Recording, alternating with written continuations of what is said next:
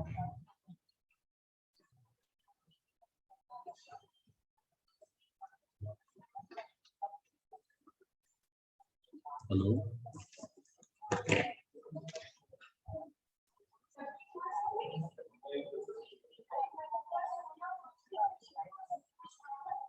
Hello,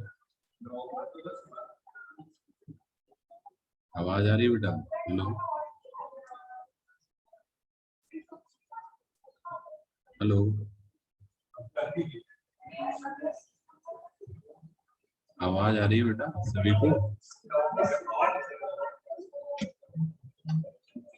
class, am I audible? आ रही है सर आवाज। ओके, ये पैरेलल क्लास थी, इस वजह से टाइम लग गया 2-3-4 मिनट अटेंडेंस वगैरह लेने में। ठीक है चलिए, तो हम लोग अपना सेशन स्टार्ट करते हैं। तो प्रीवियस लेक्चर में हम लोगों ने डिस्कस किया था वो चार्ज डिस्ट्रीब्यूशन के बारे में हमने पढ़ा था। इलेक्ट्रिक फील्ड हमने पढ़ाया था, फिर इलेक्ट्रिक फील्ड डेंसिटी पढ़ाया था, कूलम्स लॉ पढ़ाया था। ठीक है, तो इलेक्ट्रिक फील्ड डेंसिटी फिर हमने आपको नंबर ऑफ चार्जेस के लिए भी बताया था, सिंगल चार्ज के लिए भी बताया था। ठीक है, तो अब हमने क्या किया, जब हमने चार्ज डिस्ट्रीब्यूशन जब हमने पढ़ा था लास्ट टाइम पे, तो चार्ज डिस्ट्रीब्यूशन में हमने देखा था कि charge distribution due to line charge distribution on surface, charge distribution on volume, तीनों हम लोगों ने निकाला था। ठीक है, तो जब हमने वायर पे निकाला था या लाइन पे निकाला था, तो चार्ज डिस्ट्रीब्यूशन हमारा ये आया था। ये आप देख रहे होंगे, हमने लिखा भी हुआ है, अभी हमने जस्ट प्रीवियस क्लास में भी बताया। तो ये नोट्स है, charge distribution over line of length L, that is Q is equal to 0 to L rho L dl। Charge distribution over the surface of length L, surface Q is equal to double integration rho s ds। Charge distribution over volume Q is equal to triple integration rho v dv। ठीक है, तो ये charge distribution आपके हो गए तीनों।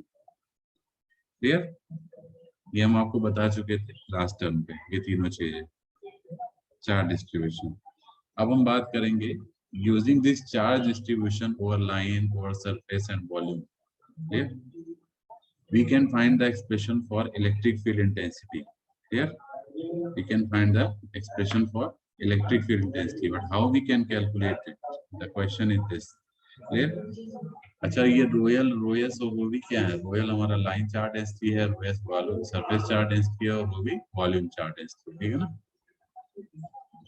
तो electric field intensity हमको निकालना है, तो 1 by 1 हम निकालेंगे। पहले हम लाइन चार्ज डिस्ट्रीब्यूशन के लिए निकालेंगे, फिर सरफेस चार्ज डिस्ट्रीब्यूशन के लिए निकालेंगे, फिर वॉल्यूम चार्ज डिस्ट्रीब्यूशन के लिए। तो आपको इन जनरल पता है कि जो इलेक्ट्रिक फील्ड इंटेंसिटी हमारी होती है वो F/Q होती है, सभी को पता है। E is equal to F/Q होता है। F क्या है? F आपका फोर्स है। कौन सा फोर्स है? Coulomb law, coulomb force. Clear? F की वैल्यू हमारी होती है 1/4 Q1 Q2 by R square. ठीक है, तो Q1 Q2 हम मान के चल रहे हैं हमारे दोनों सेम चार्जेस हैं, तो Q into Q upon R square. ठीक, ये हो जाएगा। और एक Q नीचे आ ही रहा है, यहाँ पे F/Q होता है ना, एक Q आपका ऑलरेडी बॉटम में है, तो ये Q आपका बॉटम में आ जाएगा। अब इस Q से एक Q हमारा ऊपर नीचे कैंसिल हो जाएगा, ये हो जाएगा E is equal to 1/4 Q by mod R square into unit vector. यहाँ ध्यान रखिएगा, यूनिट वेक्टर भी रखेंगे यहाँ पे, क्योंकि ये डायरेक्शन को रिप्रेजेंट करता है। ठीक है, तो वेक्टर फॉर्म में चूंकि हम रिप्रेजेंट कर रहे हैं, so we will take the unit vector along with that. Clear? ये AR कैप भी आपका रहेगा सर। ठीक है, तो अब आप देखिए हमने क्या किया यहाँ पे, ये हमारा जब Q से Q कैंसिल हो गया, तो ये आपका एक्सप्रेशन हो गया 1/4 Q by mod R square into AR। अब आप देखिए जो ये Q है, इस Q की जगह हम क्या रखेंगे? इस Q की जगह पे हम क्या रखेंगे? सही है, इस Q की जगह पे हम रखेंगे व्हाट? केवल लाइन चार्ज डेंसिटी का रखेंगे टर्म। Q की जगह पे लाइन चार्ज डेंसिटी वाला टर्म रखेंगे, that is integration, single integration 0 से L rho L dl। ये रखेंगे ना, क्योंकि लाइन चार्ज के लिए तो फाइंड कर रहे हैं electric field density. We are finding the electric field intensity due to a line charge distribution. You can see heading में, तो लाइन में हम Q की वैल्यू यहाँ क्या रख देंगे? 0 से L rho L dl हमने रख दिया यहाँ। क्यू की value 0 share royalty into AR के, बाकी सारी चीजें हमारी सेम रहेंगी।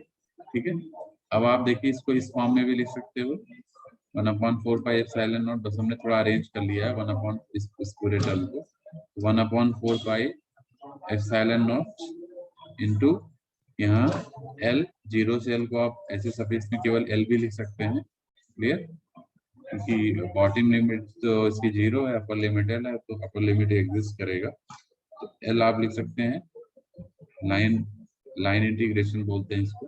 ठीक है, बाकी रोयल DL अपॉन ये R², ठीक है, इंटू यूनिट वेक्टर।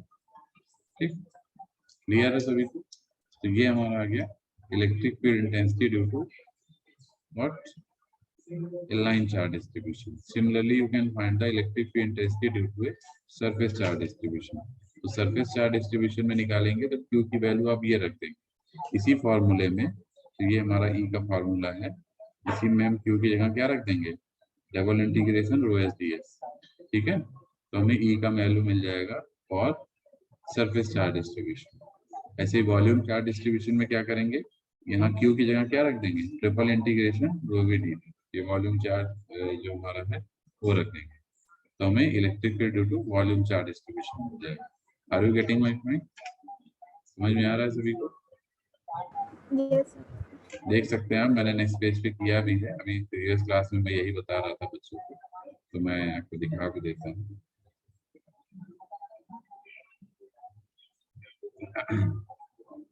ये देख सकते हैं आप, ये हमने निकाला था, ये देखिए electric field intensity due to surface charge distribution. तो हमने क्या किया, इस Q की जगह पे इसी फार्मूले में Q की जगह हमने सरफेस वाला रख दिया charge, Q is equal to double integration rho S D S. ठीक है, तो हमको ये मिल गया। ठीक है, similarly you can calculate for volume charge distribution. तो वॉल्यूम चार्ज डिस्ट्रीब्यूशन में भी हमने Q की वैल्यू जो कि हमारी triple integration rho V D V होती है, वो Q हमने यहाँ पे रख दिया यहाँ पे, तो मैं आगे इलेक्ट्रिक इंटेंसिटी हमको ये मिल गया। ठीक है, due to volume charge distribution. किसी को कोई डाउट है इसमें तो पूछ लीजिए। तो ये एग्जाम में पूछा भी जाता है, कैलकुलेट या find the electric field intensity due to line charge distribution, due to surface charge distribution और due to volume charge distribution. तो आई थिंक ये बहुत सिंपल है। अगर आपको चार्ज डिस्ट्रीब्यूशन पता है, इलेक्ट्रिक फील्ड इंटेंसिटी का फॉर्मूला पता है, तो आप डायरेक्ट निकाल सकते हैं। ठीक है, क्लियर है? डाउट तो नहीं Yes, किसी sir. को? ये फॉर्मूला आपको याद रखना है। ठीक है, अब हम लोग आते हैं नेक्स्ट टॉपिक पे। ये डायग्राम सभी को दिख रहा होगा। अब हमें क्या निकालना है, electric field intensity due to infinite long charge wire. मान लीजिए एक हमारे पास बहुत ही इनफाइनाइट लेंथ का चार्ज वायर है। ठीक है, उसकी वजह से अगर हम किसी पर्टिकुलर पॉइंट पे इलेक्ट्रिक फील्ड इंटेंसिटी निकालना चाहें तो कैसे निकालेंगे। एक्चुअली इसमें कई चीजें हैं, 2-3 डेरिवेशन पार्ट हैं इसी से लिंक होते हुए। ठीक है, जो आपको हमने इलेक्ट्रिक फील्ड इंटेंसिटी भी बताया है। ठीक है, तो इसमें हम एक डेरिवेशन आपको बता देंगे, क्योंकि कोई स्पेसिफिकली कोई डेरिवेशन मेंशन नहीं है, ठीक है, सिलेबस में, लेकिन मैं एक आपको बता दे रहा हूँ, वो इम्पोर्टेंट भी है, वो आ भी सकता है, पहले भी पेपर में आता था, वो हम आपको बता देते हैं। बाकी जो रेस्ट डेरिवेशंस हैं उनमें हम डेरिवेशन नहीं कराएंगे, वो फार्मूले बता देंगे, बाकी हम PDF शेयर कर देंगे डेरिवेशन की, इसी तरह से वो भी हो जाएगा। ठीक है, जैसे अभी हम आपको निकलवा रहे हैं line infinite long charge wire में इलेक्ट्रिक फील्ड इंटेंसिटी, ऐसे ही आपको निकाल सकते हैं इसके लिए, शीट के लिए निकाल सकते हैं। मान लीजिए एक शीट है हमारे पास सरफेस एरिया, जैसे अभी हम लेंथ के लिए निकाल रहे हैं, आपसे आप शीट के लिए निकाल सकते हैं। मान लीजिए शीट है, शीट पे सरफेस है, तो शीट के लिए आप निकाल सकते हैं। ठीक है, इलेक्ट्रिक फील्ड इंटेंसिटी। ऐसे ही आप जो है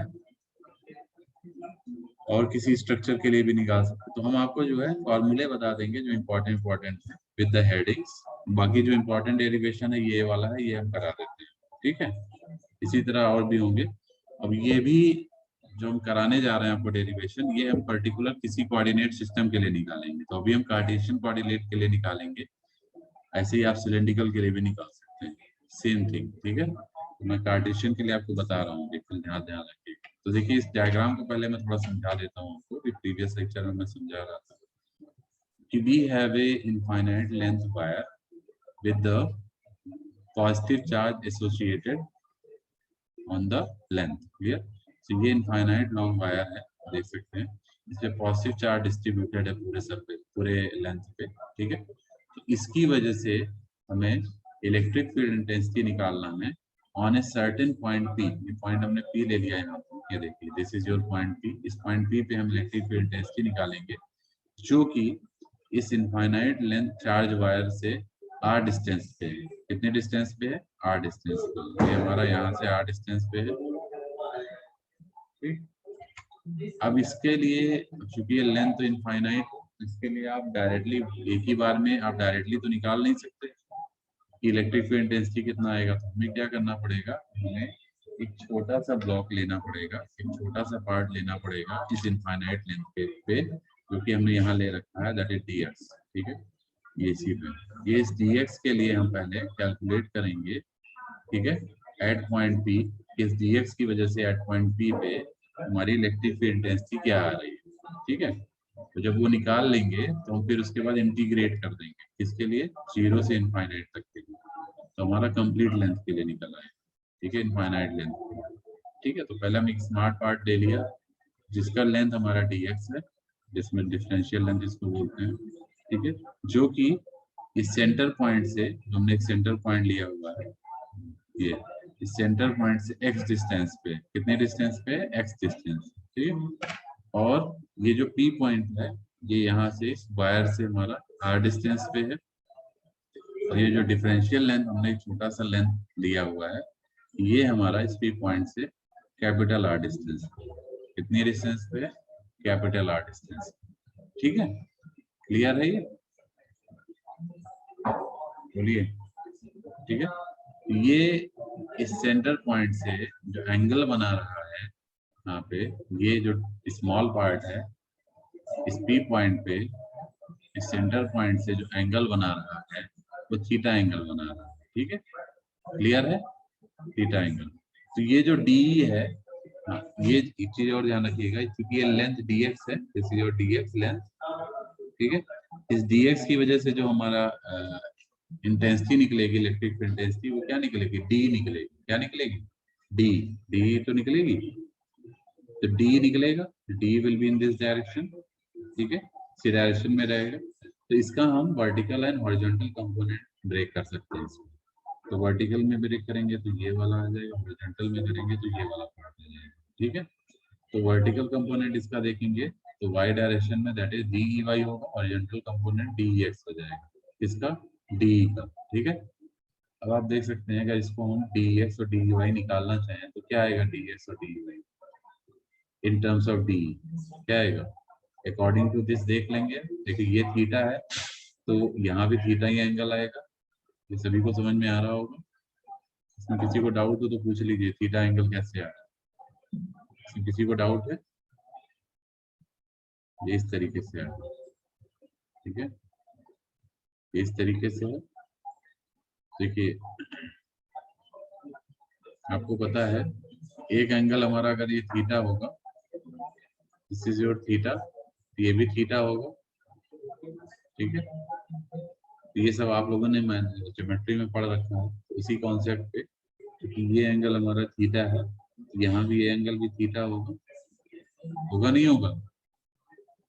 बताइए, हेलो, ठीक है। ये थीटा है तो ये भी थीटा होगा। अब आप देखिए इस थीटा के बेसिस पे हम देख सकते हैं कि DEY कंपोनेंट जो होगा तो ये क्या हो जाएगा? DE cos थीटा हो जाएगा, DE into cos थीटा, क्योंकि ये इधर थीटा एंगल के साथ रहते हैं तो DEY component DE cos theta आ जाएगा। और इधर की तरफ देखेंगे x कंपोनेंट तो DEX क्या आ जाएगा? DE cos 90 माइनस थीटा, क्योंकि ये वाला पार्ट आपका 90 माइनस थीटा होगा तो D cos 90 माइनस थीटा लिखेंगे, और cos 90 माइनस थीटा क्या होता है? साइन थीटा, इसलिए D साइन थीटा हो जाएगा, हो जाएगा। तो हॉरिजॉन्टल कंपोनेंट आ गया D sine theta, vertical component हो गया D cos थीटा। समझ में आ रहा है ये बेटा? बताइए, Yes, sir. ठीक है। अब हम इसको सॉल्व करते हैं, ठीक है। तो इसमें एक लाइन आप लिख लीजिएगा, इसके लिए पहले स्टेटमेंट जो भी हमने आपको बताया इसका स्टेटमेंट लिख लीजिए। Consider the case of infinite long charge wire.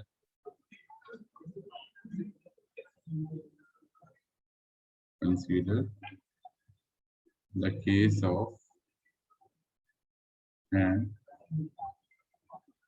infinitely long charge wire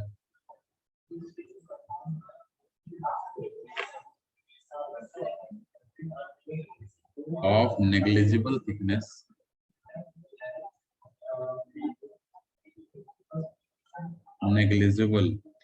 ठीक है,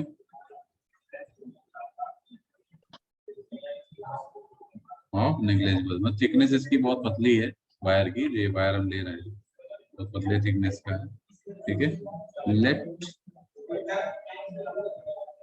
रो एल अभी हमने आपको बताया था क्या है, लाइन चार्ज डेंसिटी ना, be the line charge density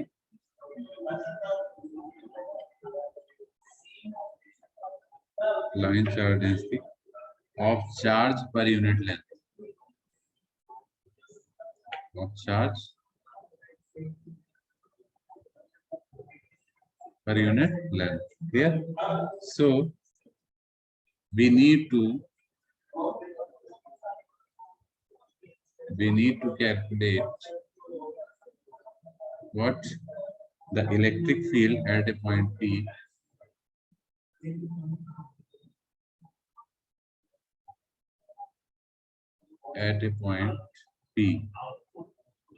कहाँ है पॉइंट, ये रहा P पॉइंट, ठीक है ना, ये आप डायग्राम में देखिए, electric field at A point P, A distance r from the wire, कितनी डिस्टेंस पे, r distance r from the wire,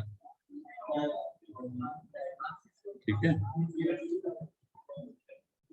distance r from the wire, r distance पे है ये पॉइंट P, ठीक है।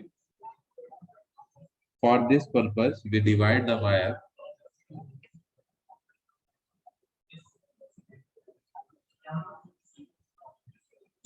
for this purpose, we divide the wire into a number of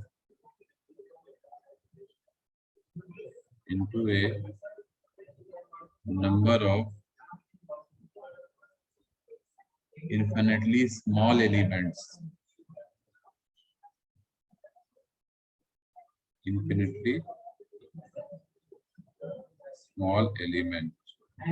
ठीक है, of length dx,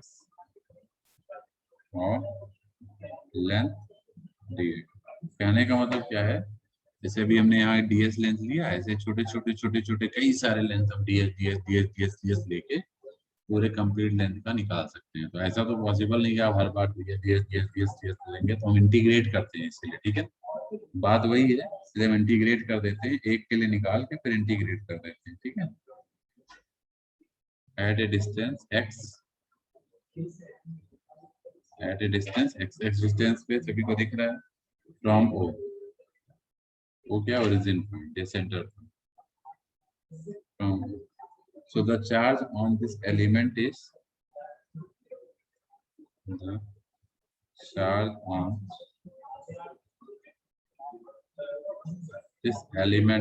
क्या हो जाएगा चार्ज, dq, इस पे चार्ज की वैल्यू क्या होगी, dx लेंथ पे, dq is equal to rho L into, अभी पीछे बताया था लाइन चार्ज डेंसिटी क्या है, लाइन चार्ज डिस्ट्रीब्यूशन क्या बताया था, dq is equal to rho L into dl की जगह dx आ जाएगा ना, ये dx लेंथ है, ठीक है, ये हो जाएगा। So the field DE at A point P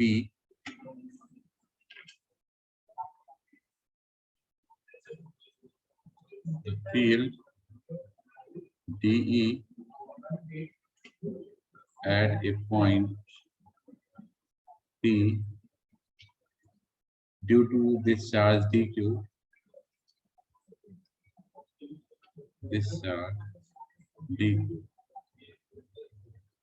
is given by, क्या हो जाएगा बताइए, फील्ड की वैल्यू क्या हो जाएगी, D at A point P. इस पी पॉइंट पे डी की वैल्यू क्या हो जाएगी, due to this particular D X length block क्या हो जाएगा, डी।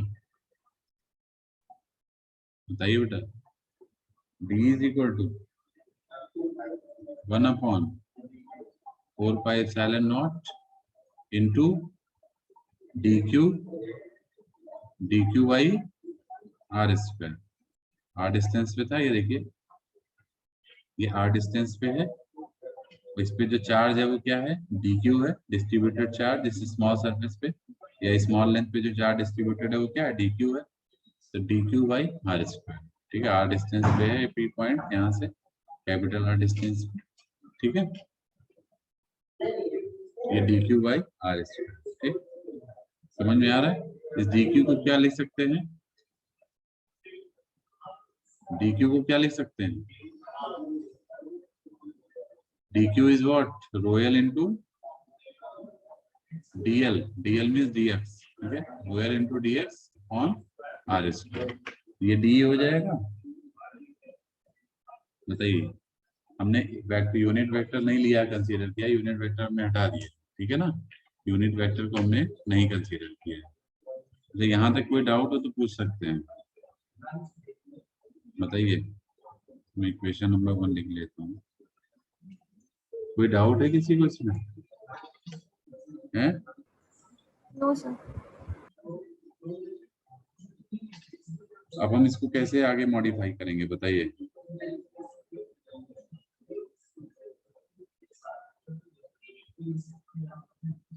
बताइए,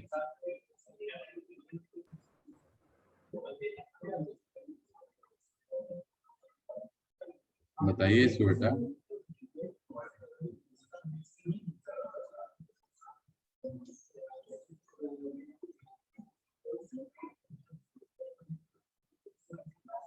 हेलो,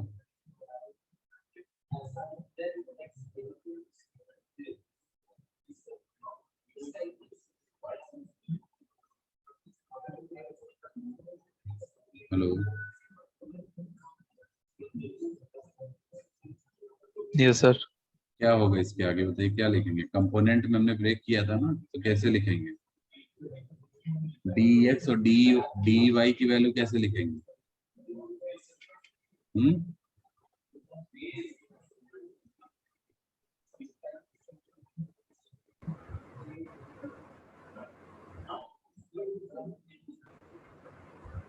सर डी रिजल्टेंट होगा dx और dy का। अच्छा, anyone else,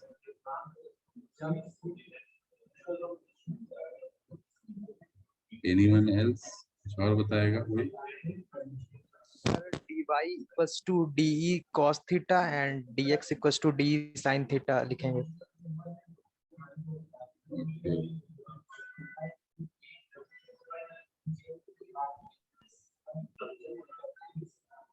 Anyone else?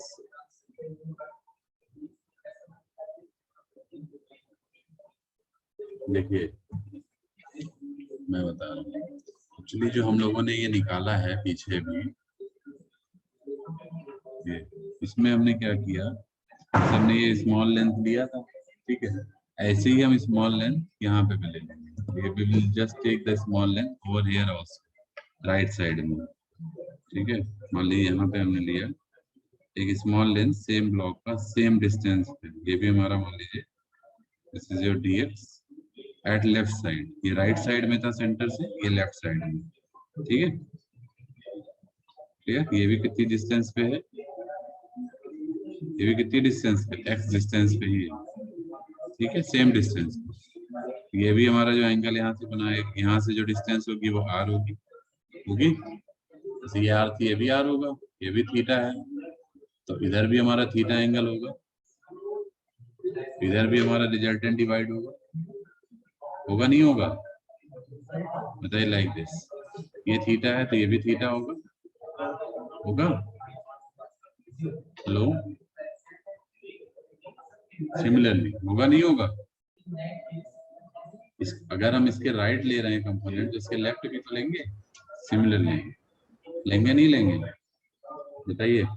Actually आप अभी जो हम लोग कंपोनेंट देख रहे हैं वो केवल राइट से देख रहे हैं, जीरो से हम राइट साइड में एक ब्लॉक ले लिया लेफ्ट पे, उसके कंसीडर उसके रेस्पेक्ट में देख रहे हैं, लेकिन हम दोनों साइड देख के चलेंगे ना। इस जीरो से लेफ्ट भी तो होगा उतनी दूरी पे वो ब्लॉक, पूरी लेंथ है, लेंथ में हमने सेंटर पॉइंट लिया हुआ है, सेंटर से लेफ्ट में भी जाएंगे, सेंटर से राइट में भी जाएंगे, सेम डिस्टेंस है, तब हमारा वो एक पोर्शन कवर होगा, then our one portion is cover, means इतना पोर्शन हमारा कवर हो, ठीक है ना, क्लियर। ऐसे ही फिर नेक्स्ट आगे बढ़ोगे तो नेक्स्ट के लिए फिर इतना ब्लॉक देखोगे, लेफ्ट और राइट पार्ट, इस तरीके से, है ना। तो हमने अभी दोनों साइड से देखा, ठीक है। अब इसमें देखिए कौन सा कंपोनेंट कटेगा, एक कंपोनेंट कट जाएगा, क्योंकि जो ये dx है ये लेफ्ट साइड वाला, ये minus D cos theta minus D sine theta है, क्योंकि ये जीरो से लेफ्ट साइड में, और जीरो से राइट वाला पॉजिटिव होता है, जीरो से लेफ्ट वाला नेगेटिव होता है। ये जो dx था यहाँ गलती से माइनस छूट गया था, माइनस डी साइन थीटा होगा, तो ये जीरो से लेफ्ट। ऐसे ही ये वाला जो राइट साइड वाला dx होगा, जो इसकी वजह से आ रहा है, वो क्या होगा, ये प्लस डी कॉस थीटा होगा। ऐसे ही तो एक तरह से देखा जाए तो दोनों के x कंपोनेंट कैंसिल आउट हो जाएंगे, क्योंकि दोनों अपोजिट हैं, एक इधर है एक इधर है, ठीक है, एक इधर है और एक इधर है, तो दोनों कैंसिल आउट हो जाएंगे ना। तो कहने का मतलब ये dx दोनों साइड का कैंसिल हो जाएगा, क्योंकि दोनों अपोजिट है, एक प्लस एक माइनस है। लेकिन जो dy कंपोनेंट होगा वो चाहे लेफ्ट की वजह से देखो चाहे राइट की वजह से देखो, दोनों ही ऊपर की तरफ होगा, इसी डायरेक्शन में होगा, नहीं होगा, बताइए। दोनों तो ये dy कंपोनेंट तो दोनों की वजह से सेम होगा ऊपर की डायरेक्शन में, इसमें तो ऐसा हो नहीं रहा है कि ये नीचे आ रहा है या उधर जा रहा है, दोनों एक ही डायरेक्शन में, वो भी ऊपर की तरफ होंगे। तो कहने का मतलब है लेफ्ट और राइट दोनों पार्ट की वजह से जो dy कंपोनेंट है वो ऐड हो जाएंगे, लेकिन जो x कंपोनेंट है वो कैंसिल हो जाएंगे, क्योंकि अपोजिट इन नेचर, क्लियर। तो dy और dex जो होगा फॉर बोथ, ठीक है, for both left and right, so by considering on both sides left and right, दोनों साइड कंसीडर करेंगे तो क्या हो जाएगा, द कंपोनेंट dex आपका जो है dex क्या हो जाएगा, ये कैंसिल हो जाएगा, कैंसिल्ड, क्लियर। dx तो कैंसिल हो जाएगा, लेकिन जो dy है dy ये हमारा ऐड हो जाएगा, तो पहले की वजह से डी कॉस थीटा, तो दूसरे की वजह से भी डी कॉस थीटा, तो ये क्या मिल जाएगा, twice of D cos theta. समझ में आ रहा है ये, हेलो, ये समझ में आ रहा है। और ये कैंसिल क्यों होगा, क्योंकि अगर आप देखें तो dx का जो लेफ्ट कंपोनेंट है माइनस डी साइन थीटा है, और right component plus D sine theta है, प्लस डी और माइनस डी मिलके कैंसिल हो जाएंगे, तो रिजल्ट 0 दे देगा, इस वजह से कैंसिल हो रहा है। Are you getting my point, hello Yes, hello, sir. ये समझ में आ रहा है सभी को, ये पार्ट जो हमने किया है, Yes, sir. इसमें किसी को डाउट, अगर नहीं समझ में आ रहा तो फिर से समझ लीजिए। हमने क्या किया, same distance x right side में, same distance x left side में, छोटे छोटे ब्लॉक लिए बराबर बराबर size, A B D X, ठीक है। कि जैसे सिक्का कॉइन होता है, कॉइन में हेड और टेल दोनों होते हैं ना, तो वही चीज यहाँ भी है। अगर आप लेफ्ट में राइट में ले रहे हैं तो लेफ्ट में भी लेंगे, तभी तो आज ऑन एवरेज ले पाएंगे, तो ये चीज, ठीक है। तो इस स्मॉल लेंथ से हमने r डिस्टेंस ये लिया, इस स्मॉल लेंथ से r डिस्टेंस ये लिया, इसके कंपोनेंट हमने ब्रेक किए तो y और x में ये आ गया, और इसके कंपोनेंट ब्रेक किए तो x और y में ये आ गया, ठीक है। इसकी वजह से जो हमारा x कंपोनेंट आया वो माइनस डी साइन थीटा है इलेक्ट्रिक फील्ड का, और y component D cos theta है, ठीक है। इसकी वजह से जो हमारा x कंपोनेंट आया वो प्लस डी कॉस थीटा है, और y component D sine theta, ठीक है। इस वजह से ऐसा हुआ। मेरे ख्याल ये चीज समझ में आ गई होगी। किसी को स्टिल अभी कोई डाउट हो तो एक बार पूछ सकते हैं।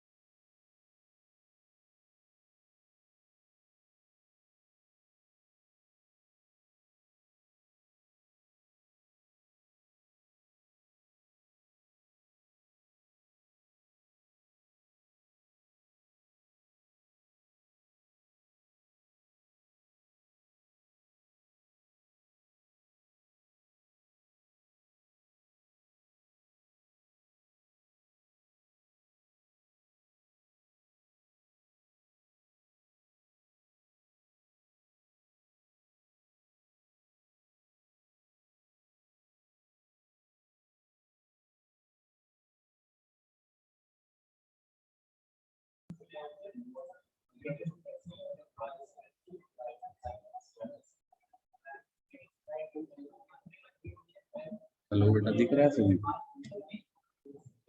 शेयर हो रहा है? कुछ इश्यू आ गया था। Okay, now we come to the next part of this. हाँ, तो ये चीज आई थिंक समझ में आ गई होगी सभी को। इसमें किसी को कोई डाउट है? नहीं तो आगे बढ़े फिर। ओके, तो we come to the next part of this. तो यहाँ तक आ गए हैं, तो डी एफ डी वाई हमको मिल गया। ठीक है, ये कैंसल्ड और ये वाला पार्ट समझ में आ गया होगा सभी को। जैसे ये समझ लीजिए, मैं यहाँ पे एक शॉर्ट में डायग्राम बना देता हूँ। ये इस तरीके से करेंगे। ये आपका वाई साइड है, ये एक्स साइड है, ये 0। ठीक है, एक कंपोनेंट ये रिजल्टेंट हो गया, ये रिजल्टेंट हो गया, ये हमारा डी हो गया, ये डी हो गया। ठीक है, तो वहां पे हो सकता है डायग्राम में थोड़ा सा आपको कंफ्यूजन होगा, इसलिए मैं अलग से बना दे रहा हूँ। ये स्मॉल एक्स डिस्टेंस है, ये स्मॉल एक्स डिस्टेंस है। ठीक है, तो ये जो हाँ, ये जो हमारा ये जो पार्ट है,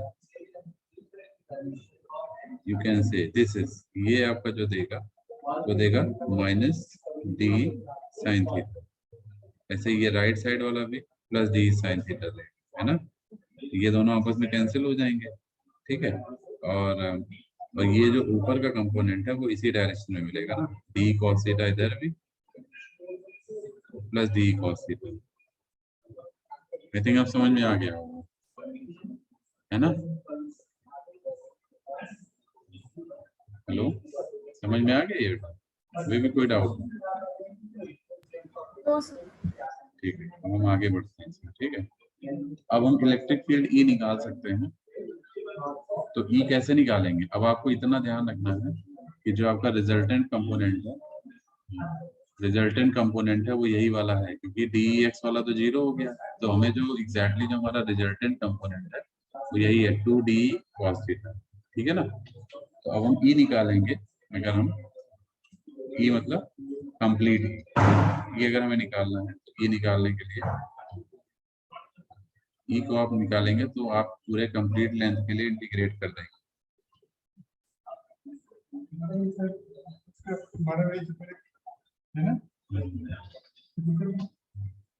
तो 0 से लेके इसको इंटीग्रेट कर देंगे प्लस इनफाइनाइट। इनफाइनाइट लेंथ का हमारा वो था, और ई निकालना है ना, तो क्या हो जाएगा ये? हेलो, 0 से प्लस इनफाइनाइट, और ये जो आपका 2d cos थीटा आ जाएगा अंदर इंटीग्रेशन में, 2d cos थीटा। और समझ में आ रहा है ये? बोले हेलो, समझ में आ रहा है बेटा सभी को? ये जो हमने लिखा है, हमने यहाँ क्या किया है, यहाँ हमने कंप्लीट वायर के लिए लिया है, क्योंकि हमको डी मिल गया। तो अगर हम कंप्लीट के लिए निकालेंगे तो हम 0 से इनफाइनाइट कर देंगे लॉन्ग लेंथ के लिए। ठीक है, तो यहाँ ब्रैकेट में आप लिख भी सकते हैं, now the wire extends from 0 to infinite। ठीक है, ऐसे ब्रैकेट में लिख सकते हैं। ठीक है ना, ये पॉइंट अगर लिखना चाहिए। सो ये ई आ गया, अब हम क्या करेंगे, डी की वैल्यू रखेंगे, क्या रखेंगे, डी की वैल्यू। इसी इंटीग्रेशन को आपको केवल सॉल्व करना है, ठीक है। तो you will put the value of D. D क्या होता है, व्हाट इज डी, बताइए।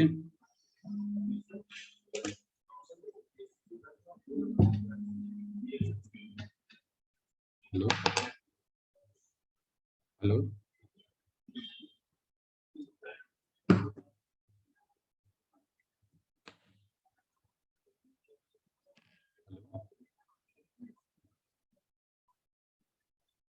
आप वात्सल्य के थोड़ा और आगे बढ़ते, थोड़ा सा आगे, तो ट्रांसफार्मर लगा हुआ है ना एक राइट साइड रोड पे, उसी के सामने एक अंदर अंदर रोड जाती है, उसी के जस्ट सामने देखो, उसी रोड, चौड़ी सी रोड है, उसी पे अंदर चले जाइए, बिल्कुल सीधे सीधे, हाँ, सीधे चले जाइए तो आपको मिलेगा एक पार्क, एकदम सीधे चले जाएंगे, पार्क मिलेगा, कहीं मुड़िएगा नहीं रोड पे किसी वजह से। सुन लीजिए, हेलो, पार्क पड़ेगा, पार्क के पास आप रुकिएगा, ठीक है। पार्क के राइट साइड में बड़ा सा क्या है, बाहर जो है वो पेड़ भी लगे हैं, बाउंड्री बाउंड्री में। पार्क आपके लेफ्ट पड़ेगा, लेकिन राइट हैंड पे आर्य मिश्रा लिखा हुआ है, बेल का पेड़ भी लगा, हाँ उसी के बगल में, उसी के बगल में, कार सिंह के जस्ट बगल में, वही गाना बजा दीजिए, लेफ्ट में।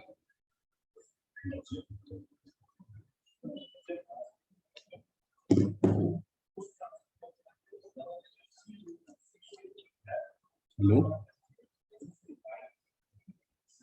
हेलो हेलो, हाँ तो देखिए ये डी निकालना है, तो डी क्या हो जाएगा हमारा, डी की वैल्यू क्या होती है बताइए, what will be the value of D. Equation 1 by 1/4 pi epsilon naught rho L dx upon r square. D अभी हमने पीछे बताया भी था, लाइन इंटीग्रेशन के लिए डी की वैल्यू हमने आपको बताया भी था, याद आ रहा है, डी हमने बताया था ना, इंटीग्रेशन क्या, रॉयल, एक डी हमने क्या बताया था, 1/4 pi epsilon not into Q by, Q की जगह क्या आ जाएगा, क्यू बाई आर स्क्वायर, बताया था Q by R square, R तो आपका कैपिटल आर हो जाएगा, कैपिटल आर डिस्टेंस पे था, तो ये जो क्यू की वैल्यू आप रखेंगे यहाँ पे, ये क्यू क्या हो जाएगा, Rho L dx. है रोयल dx, ठीक है, रोयल इंटू dx, गुड, ठीक है, अपॉन आर स्क्वायर, ये आएगा, यही आएगा ना, बताइए। So तो ये वैल्यू हम लोग उठा के कहाँ रख देंगे, यहाँ पे डी की जगह रख देंगे, ये जो इंटीग्रेशन है ये डी की जगह है, ये नीचे से डी उठा के यहाँ रख देंगे, तो हमको ई मिल जाएगा, यू विल गेट ई जो मिल जाएगा हमको 0 to इनफाइनाइट, चूंकि इनफाइनाइट लेंथ का वायर है इसलिए 0 to इनफाइनाइट ले रहे हैं, अगर एल लेंथ का होता तो 0 to एल लेते, क्योंकि फाइनाइट लेंथ तो है नहीं, इनफाइनाइट लेंथ है ना, 1/4 पाई एप्सिलॉन नॉट, ठीक, into rho L dx upon R square into 2 cos theta into what, 2 cos theta, ठीक है, सही है, इस तरह लिखेंगे। अब इसमें जो कांस्टेंट टर्म है उसको बाहर निकाल लीजिए, जैसे रोयल है, ठीक है, रोयल अपॉन, अब ये देखिए यहाँ से 2 से अगर देखेंगे तो ये 2 2 या 4 हो जाएगा, ठीक है, हो जाएगा, तो कहने का मतलब क्या है, royal upon 2 pi epsilon not, या बाहर ले लीजिए, इंटीग्रेशन में क्या बचेगा, 0 से infinite D X cos theta upon R square, ये बचेगा, बताइए, ये बचेगा नहीं बचेगा, हेलो, ये बचेगा क्लास, yes. अच्छा, अब हमारा क्वेश्चन ये है कि अगर हम dx निकालना चाहें, ये जो dx, ये dx क्या होगा, what will be the value of dx and what will be the value of this r, ये कैसे निकालेंगे, ये डायग्राम से निकालेंगे, ठीक है। तो अगर हमें dx निकालना है तो ये क्या होगा, क्योंकि यहाँ ये वैल्यूज आपको रखनी पड़ेंगे तभी आप इंटीग्रेशन सॉल्व कर पाएंगे, ठीक है ना। dx निकाल